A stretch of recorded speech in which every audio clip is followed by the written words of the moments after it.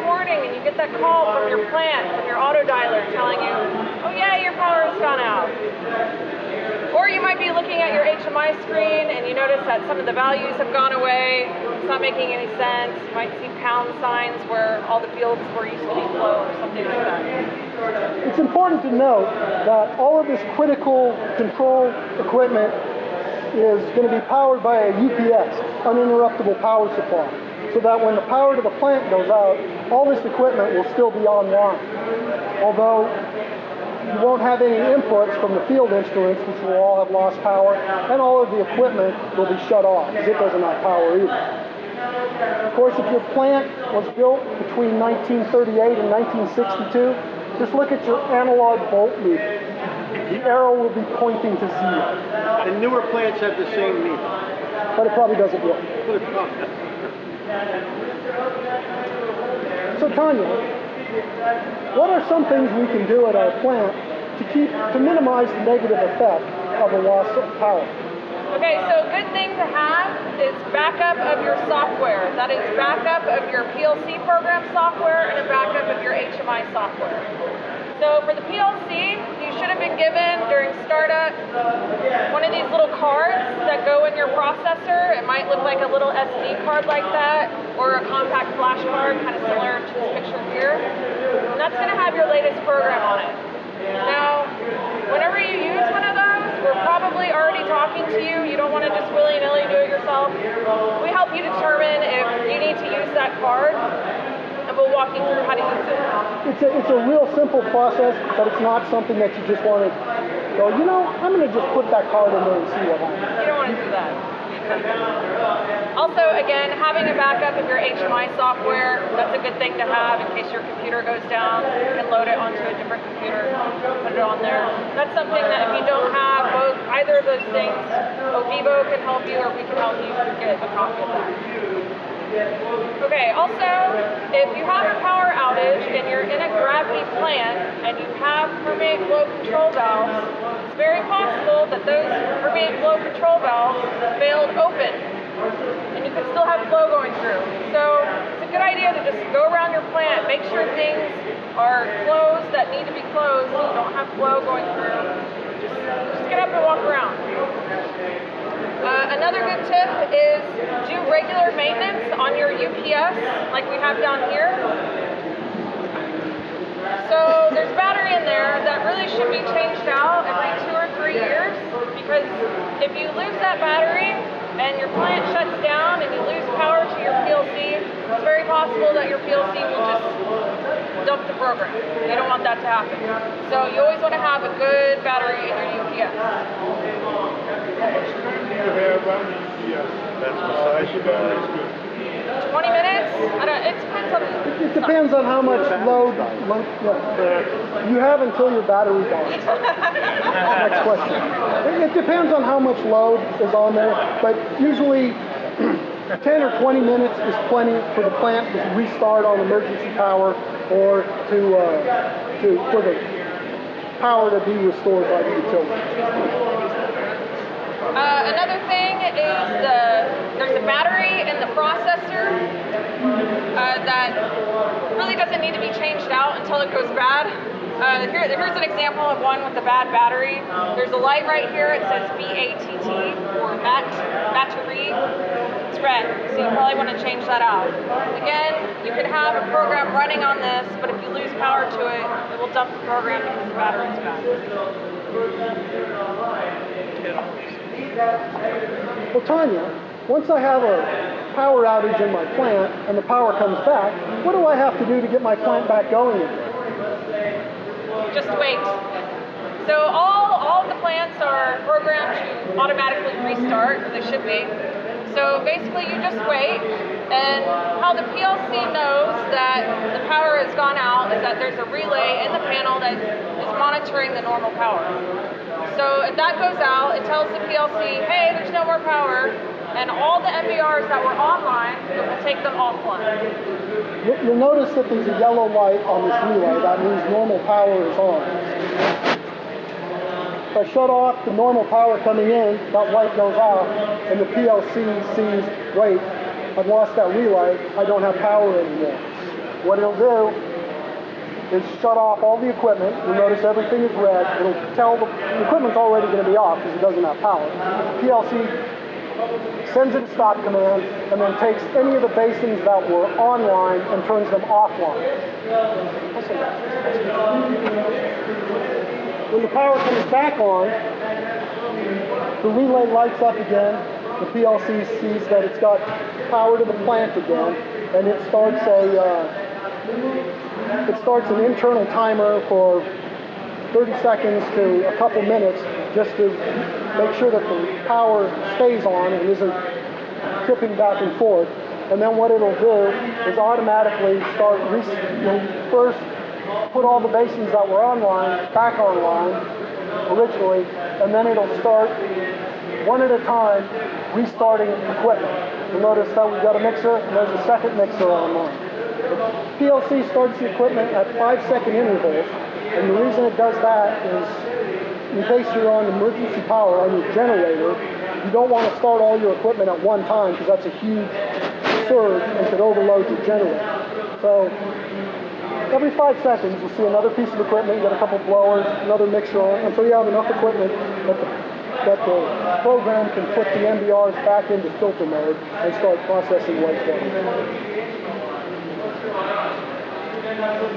Okay, so if you've waited a while and you're noticing that some things aren't starting, you're not really sure what's going on, it's a good practice just to go and look at your MCC or control panel and see, okay, are my indicator lights on? Does it look like everything's green and running? Do I have any fuses that are blown? You want to check that. Replace those if you need to. That can happen during a power failure. Also looking at circuit breakers. Those can trip during a power failure to make sure that those are on. Also, you want to clear any alarms that could have resulted from the power failure on your HMI. A lot of the panels have a big reset button on the front of it, or you could reset alarms from the HMI. Just look around and reset things as needed. Also, sometimes you'll have a basin that just didn't come online for some reason. Go into your HMI and put it online and see what happens. It's not going to hurt anything. So Tanya, what happens if I have a communication failure that isn't related to a power outage? Well, first you want to, what are the indicators that I had a communication failure? Well, lights didn't go out, but you could have something like he's just pulled the Ethernet cable between the PLC and everything else. So what we'll notice in a little bit is the HMI, all the values will go away and we won't see anything. We've also got a communication fault on our VFD. When we lose communication with the PLC, all of the equipment in the plant shuts off. The VFDs all shut themselves off because you don't want something running with no control in place. Okay, and so now you might also get an alarm saying, hey, you have a HMI to PLC complex. He's going to plug that back in. It might take about a minute to reestablish communications. You notice all the process fields are blank, all the equipment is showing red. So now we've reestablished communications and we're all good. And so it's also good to know that if you have a larger network, you could lose portions of your network, not just everything all at once. So, like in this example, we have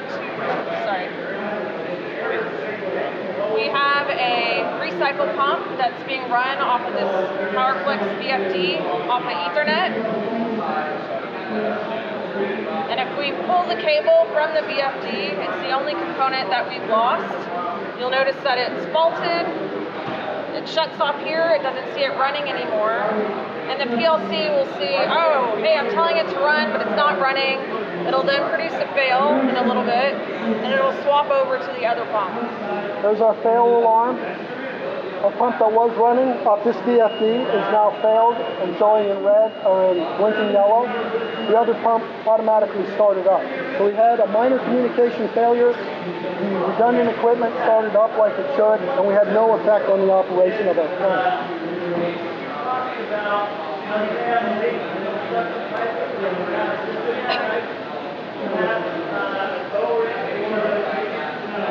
reset the fault, and now that pump is back in standby mode.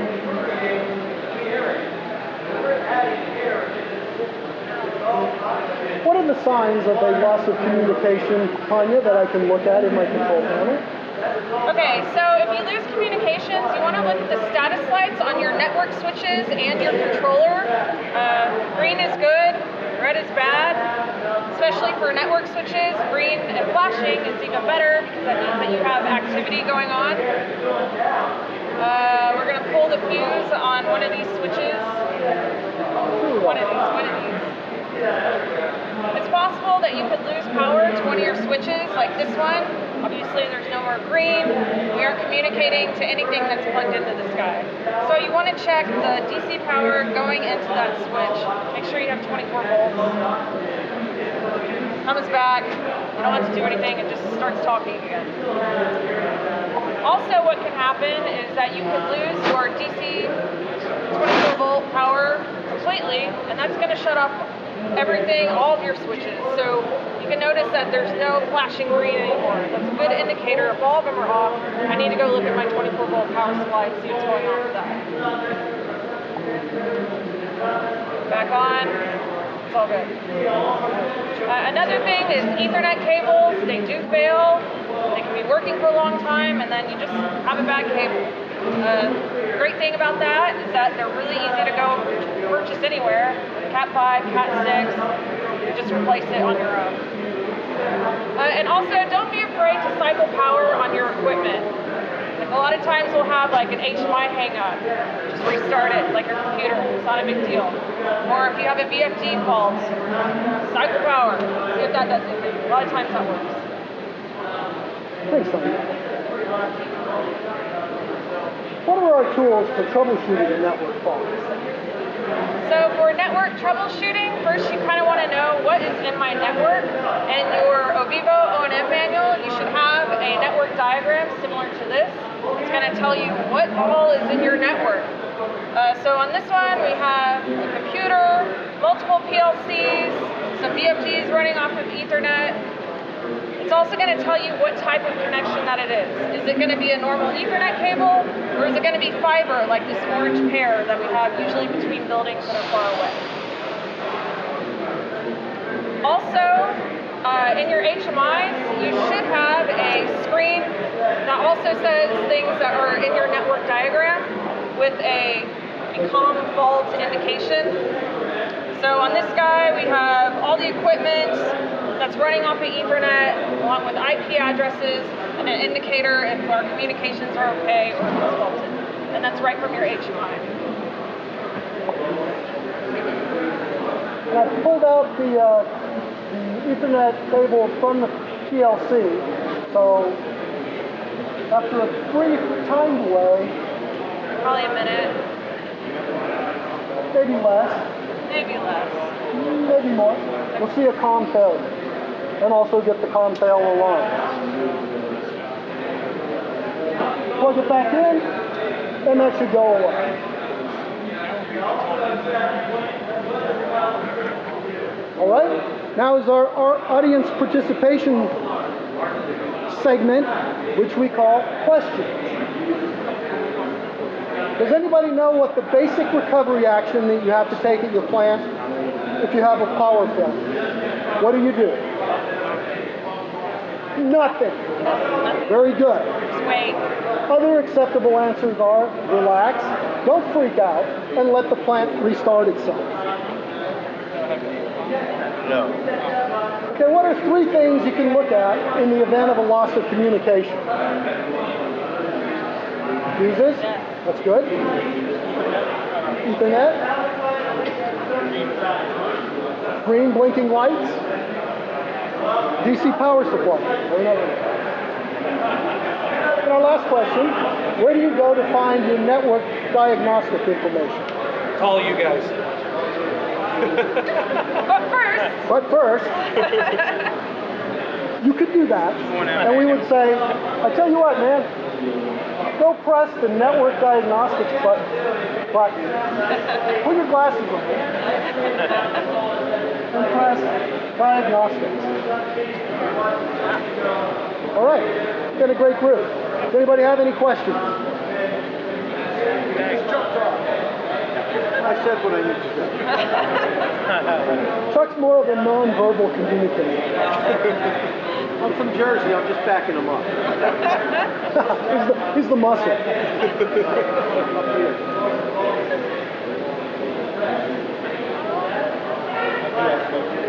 You said about basically stage startup after power failure. Do you adjust that in any way, or everything is someone second apart, change? 5 seconds is the standard that we use.